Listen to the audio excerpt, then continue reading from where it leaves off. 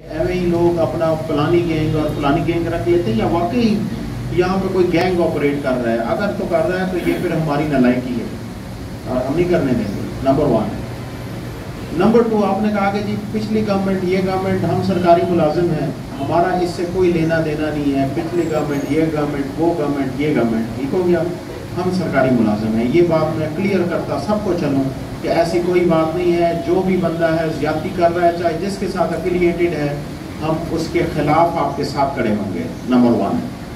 Number 3, آپ نے ایک بات کی ہے جو کہ میرے ڈی ایس پی صاحب نے بھی آپ کی باتوں کے دوران ہی مجھے تھوڑا سا بریف کر لیا ہے کہ اس جو آپ کا ایف آئی آر آپ کی ہوئی ہے جس سیکشن میں 365B, اس میں عدالت میں انہوں نے بیان دے دیے. اس کے 2-3 طریقے ہوتے ہیں.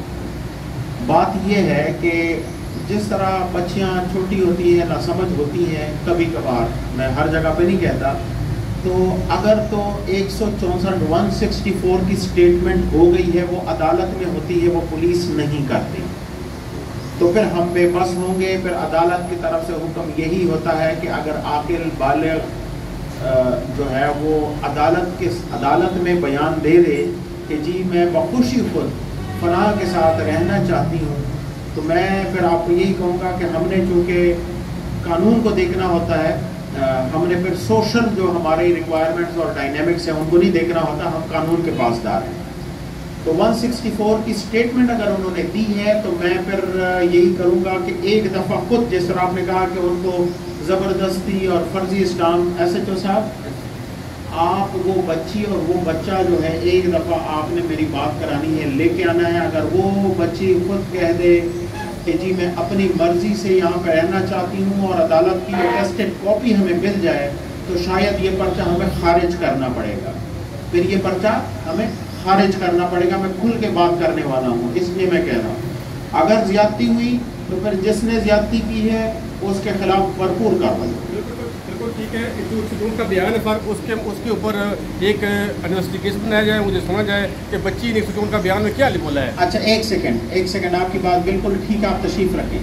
جو پیرنٹس ہوتے ہیں ان کی اپنی جو مجبوریاں ہوتی ہیں, ظاہری بات ہے کوئی نہیں چاہتا کہ ایک سوشل, ہر ایک کے اپنے ایک ریسپیکٹ ہے, ایک عزت ہوتی ہے. تو اگر اس طرح کا کوئی معاملہ ہوتا ہے تو قانون کو تو ہم دیکھ رہے ہوتے ہیں, دوسری طرف اگر ہم سوسائٹی کو دیکھیں تو یہ سوسائٹی کے لیے زہر قاتل ہے. تو ہمارا کام یہ ہے, میں سب آفیسرز کے سامنے کہہ رہا ہوں کہ بھائی اس میں پیرنٹس کو قانونی ذمہ داری نہیں ہے کہ آپ ان کو سیٹسفائی کریں, لیکن ہم نے کرنا ہے تاکہ ان کو مطمئن ہو کے کہ بھائی ہمارے ہاتھ قانون نے باندھ لیے ہیں, ہم کچھ نہیں کر سکتے, لیکن آپ کو بتانا چاہتے ہیں کہ یہاں پہ ہمارے معاملات. اب وہ جو کہہ رہے ہیں یہ قانونی طور پہ ہم پابند نہیں ہے, لیکن ہمیں کرنا ہوگا, پیرنٹس کے لیے یہ کرنا ہوگا. تو ان کو بلائیں. ایک معاملہ ہوتا ہے, آپ تھوڑا سا تشریف رکھیں, یہ مطلب کوئی نیا نہیں ہے چونکہ یہ ہم کافی عرصے سے دیکھ رہے ہیں. ایک نارمل اس میں پرابلم یہ آتی ہے کہ جو بچے یا بچی ہوتی ہے وہ پیرنٹس کے سامنے نہیں آنا چاہتے, اور پولیس بھی تھانے میں ان کو آمنے سامنے نہیں بلانا چاہتے. اس کا ریزن یہ ہوتا ہے کہ پھر غیرت کی وجہ سے, جذبات میں آنے کی وجہ سے کچھ بھی ہو سکتا ہے. اور ہمارے معاشرے میں تو قتل اسی بات کے پہ ہوتے ہیں, غیرت کی وجہ سے ہوتے ہیں. میں غلط اور صحیح کی بات نہیں کر رہا, لیکن میں ایک حقیقت کی بات کر رہا ہوں جو ہمارے معاشرے کی ایک حقیقت ہے.